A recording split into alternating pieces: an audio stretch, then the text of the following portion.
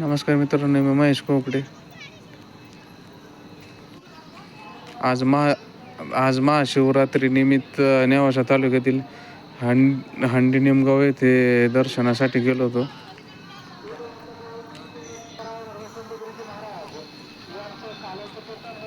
गर्दी खूप जास्त असल्यामुळं मुख दर्शनच घ्यावं लागलं. गणपतीची मूर्ती होती तिथं, कारंजा वगैरे चालू होता मस्तपैकी.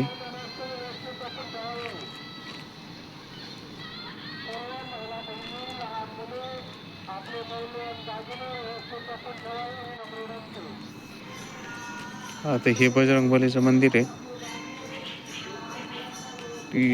इथं समोरून आम्ही मुख दर्शन घेतलं.